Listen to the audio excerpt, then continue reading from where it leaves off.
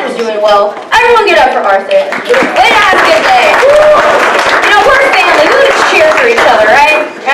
Alright, well, if y'all do not know me, don't have a clue who I am, my name is Chelsea Patricia Petticourt I. I am your high school resident here at WOW, and I just love to hang out with y'all. And it's always fun. It is always a good time. Y'all are wonderful. So, you know, as we get going, we are wrapping up this series called #Blessed. Maybe you've used that on Instagram or Twitter before, right? It's kind of a funny little sarcastic thing nowadays. We say it like when, I don't know, something maybe very lucky, like, oh, I found a good parking spot, #blessed. I actually did that the other day because our church parking is kind of difficult sometimes, you know? So when you get that front row, #blessed. Alright, so y'all seem tired, y'all seem ready for Thanksgiving break, or all about ready for Thanksgiving, all that fun stuff. Yeah, how many of y'all are traveling for Thanksgiving? Really? Who here's flying? Alright, who here's driving? Alright, those of you who are driving, I know your pain. Me and my family, we are going to Baton Rouge, which is like 8 hours away, not because it's actually 8 hours away, but because my parents and like my sister are the type who are like, we need a bathroom break, and it's been an hour. And then on top of that, my parents drive really slow, so I'm definitely going to need to hear, you know, God will never give you more than you can handle, because I don't know if I can personally handle that 8-hour drive. So as we go over this phrase today, God will never give you more than you can handle, let's recap the other two. Do y'all remember week 1 we talked about everything happens for a reason. And then last week we did God helps those who help themselves. Now kind of the bottom line there Payne was wanting us to hear is, you know, it's not for us to judge that, to judge who needs help. It's not for us to say, well, you just need to do this, that, or the other, and you'll be okay. I don't need to help that person because look what they're doing in their life. They should be able to figure it out on their own. God helps those who help themselves. But what we realize is that phrase, it's kind of an excuse not to help people. And now we look at this phrase, you know, of everything happens for a reason. And talking about that, that's a very big and bold phrase. You know, you look at things like this Paris terrorism. And that was never God's plan. That was never God's will. You know, there's evil in this world. That's not everything happens for a reason. Because God never wanted that to happen. What we learned was, you know, there's darkness in this world, right? People get sick, parents fight, families have issues, school is hard, relationships are hard. And there's a lot of darkness, but God can bring in light. You know, even in these crazy circumstances, God can bring in light. Right? So it's not everything happens for a reason. So now this week we're starting off with this, God will never give you more than you can handle. How many of y'all have heard that before? Right? God will never give you more than you can handle. Okay, most of you. Most people say it sometimes in a serious time where you're stressed out, a lot's on your plate. Some people might say it kind of in like sillier, funnier times. How many of y'all are juniors in here? Do you have a lot of juniors in high school? Alright, so everyone here has been a junior, is a junior, or will be a junior. Junior year, I feel like I heard that phrase the most. God will never give you more than you can handle. Because you have all those AP classes, you're worried about applying for your college, with your college GPA. Everyone's finally driving, so your social life kind of extends a little bit more. And you have a lot going on, but God will never give you more than you can handle. I feel like I heard that a lot junior year, right? Most of y'all can kind of relate to that. And then even now in my life, there are times where I try and say, Chelsea, God will never give you more than you can handle. My car is in the shop right now. It has a giant dent in it because sometimes I do dumb things and I run into poles. It's embarrassing. So right now, I found out that I actually don't have rental insurance, so I can't rent a car. So I Ubered to the high school today. I paid $8 to come serve y'all lunch. It was a grand old time. Made friends with my Uber driver, Emmanuel. He was a good man. So it's been a little stressful for me. I've had some anxiety having to Uber everywhere. But God will never give you more than you can handle. But sometimes, whether it be a car breaking down or family issues, whatever it may be, sometimes life does seem to give you a little bit more than you can handle, right? Sometimes you get more annoyed, or there's more stress in your life, or more family issues, or friend issues. So here's what I want to do. Let's imagine. Let's imagine this bucket here is your life. Everyone say life. Life. This is your life. Okay, so in your life, you have the typical things you do, the typical things you carry around, right? So balancing your friendships, taking care of all that. You have other kind of lighter things, like what about keeping up with your family? That's one. And then you get kind of into the heavier stuff that's not as fun. Maybe taking care of like schoolwork and tests and exams and teachers who don't seem like they want to make it easy or fun and may not like you. That happens too sometimes, right? And then you add in maybe you're involved in a sport, or you're involved in choir or band or another activity or student council or YAC or Young Life, or y'all do like 1,000 things. Like, it's very hard to list them all as a speaker. I will have you know. And this right now, it's pretty light. I could carry this around for a while. There's not really an issue. After a while, it might get kind of annoying, but I can carry this by myself, right? But then sometimes, life happens. And what was once a good day ended up a little stressful, right? Maybe you got sick and you missed a few days of school. And you feel like you fell behind, right? Or you got a bad grade on an exam that you thought you did really well on. You know those exams you leave, you're like, aced it, get your grade back, 72. Like, oh, maybe not, right? Yeah, some of y'all feel me on that. You feel me on that. And then, school's already a mess. You go to band practice and people are marching off beat. Or you go to lacrosse practice and your team's not getting along. No one's making the plays. There's even more conflict on the team. Someone doesn't want to be a team player. It gets stressful. And then on top of all of that, you go home and you're so frustrated by your day that you start taking it out on your siblings, or maybe your parents. And then that gets even more frustrating because now people are fighting. And you start having these burdens because your life starts getting a little bit heavier. And then other crazy things happen sometimes, where maybe someone in your family gets sick. Or maybe someone decides that maybe they don't want to be married anymore and divorce happens. Or maybe you thought you were head over heels in love with the person you were dating and it just doesn't end up working out and you break up, because breakups are hard on both sides. Or maybe you and your friends all start fighting and then suddenly this is a lot heavier. And y'all saw, I can pick that up, but it's a lot more difficult. I can pick that up, but it's not easy to manage. It gets heavier, because sometimes in life, all of these things, whatever it may be, they just happen. You know, maybe even it's mental. We live in a world where depression and anxiety are rampant. But God will never give you more than you can handle, right? So now we're going to look at 3 verses. 3 verses, we're going to keep it simple. And I think that these 3 verses have the power to change your life. And I don't say that lightly, but they have the power to change your life for the better if you know how to apply them, if you know how to use them. Because does everyone in here want a better life? I would say so. If you want a worse life than you have today, then I don't really understand you. We can talk later. But everyone in here wants a better life. So let's look at this. We're going to look at the first verse, Matthew 11:28. Come to me, all you who labor and are heavy burdened, and I will give you rest.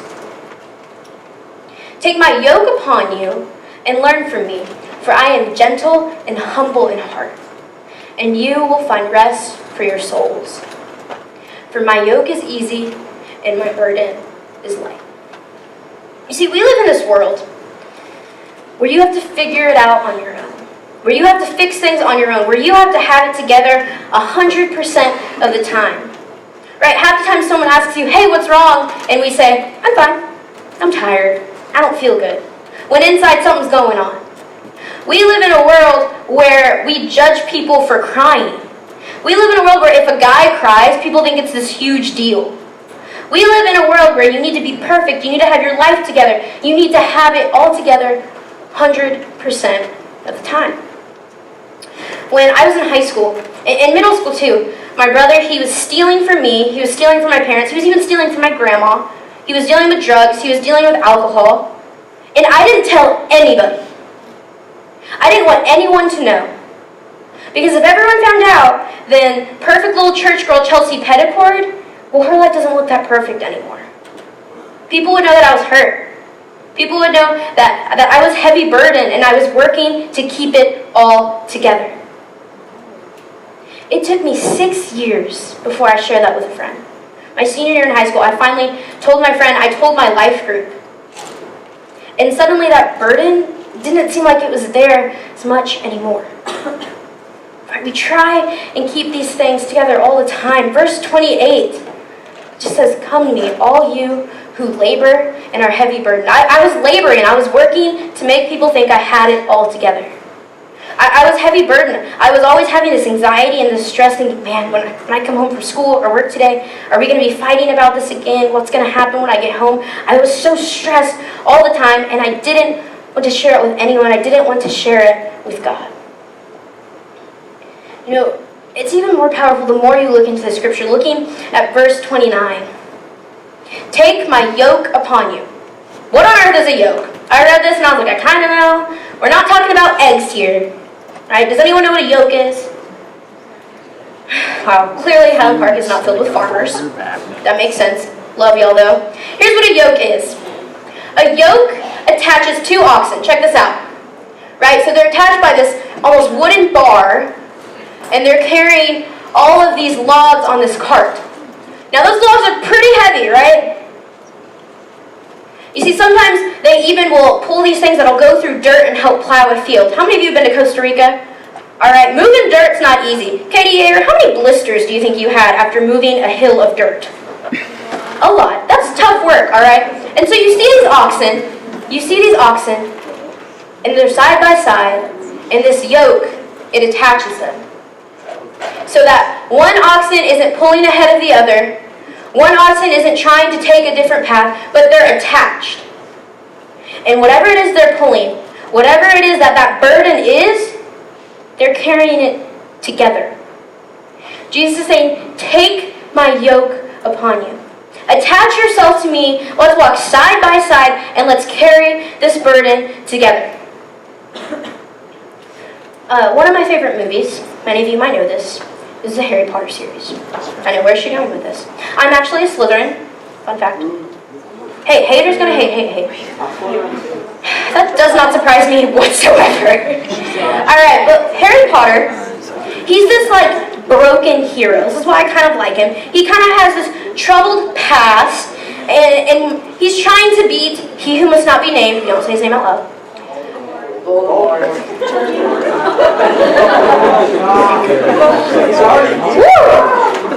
But Harry is trying to beat Voldemort. And at one point in the series, sorry if I'm ruining it for you, Voldemort comes back and no one believes him. He feels like no one's standing by him. He feels like he's got nothing. And I want us to watch this clip right here. Listen closely to the words, alright guys?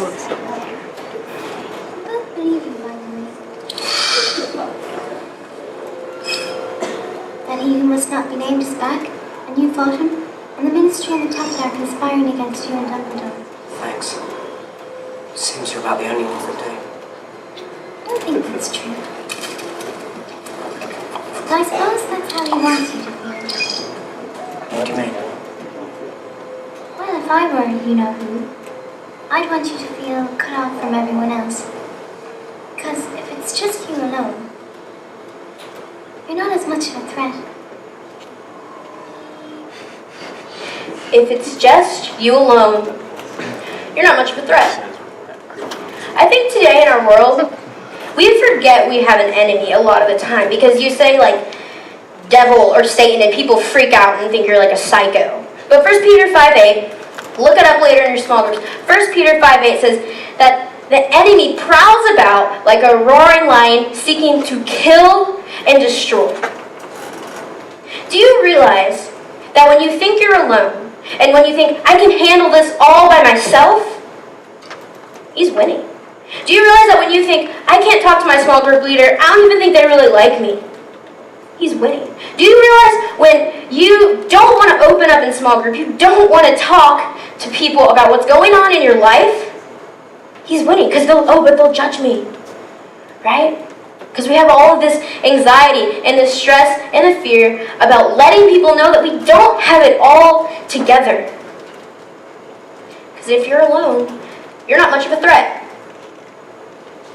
What's really cool in verse 28 is Jesus is speaking, and he says, I will give you rest, right? He wants to give you rest. And then you see something beautiful in verse 29.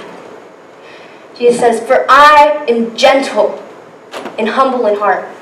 Right, what does that even mean? Like, to be gentle, right? You think maybe like when you like hold a baby, those kind of scare me, but like, you're like, gently. Right, but what if we say gentle? He's kind, he's comforting, he's compassionate, and humble at heart. Jesus doesn't judge. And in our small groups, we need to make that same environment where when people are broken, when people need help, when people feel alone, that we are gentle and humble at heart. He wants to give you rest. When was the last time everyone in here actually felt rested? Where you weren't stressed to go home, where you weren't stressed to go to school, where you weren't anxious about something going on. People always say this, God will never give you more than you can handle. But what if instead we said, you know what? There is nothing that God can't handle. Because we say that God's giving you things, but God's not giving us sickness and diseases and terrorism and messed up friendships and all of these different things. I think we can attribute all the brokenness in the world to three things. Honestly, first off, a lot of the times it's our own sin. If you lie to all of your friends, if you are self-centered, if you aren't being kind to your friends, they might not like you. If right now you're choosing to drink when you're upset or angry or hurting, then you're setting yourself up for alcoholism in the future.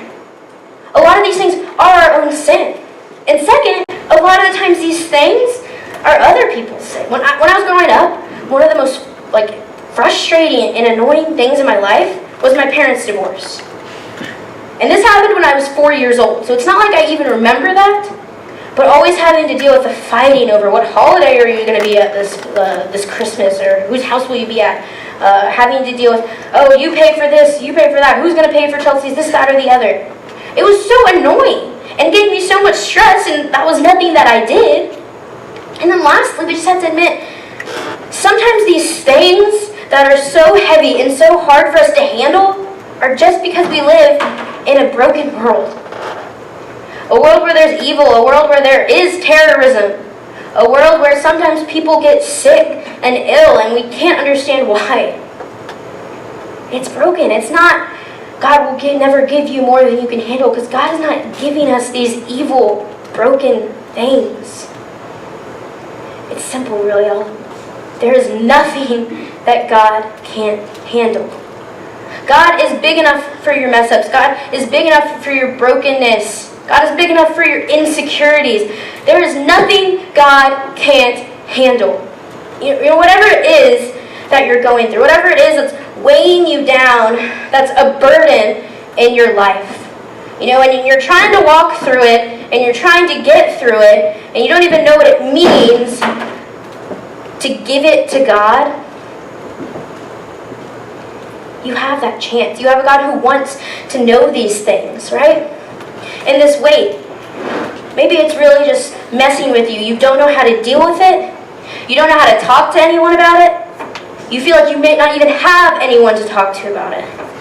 And then sometimes too, we see people often who they try constantly to make this work on their own. Maybe when y'all were younger, you learned about simple machines, right? You learned about a pulley. And what's really cool about a pulley is when you pull it, does the weight disappear?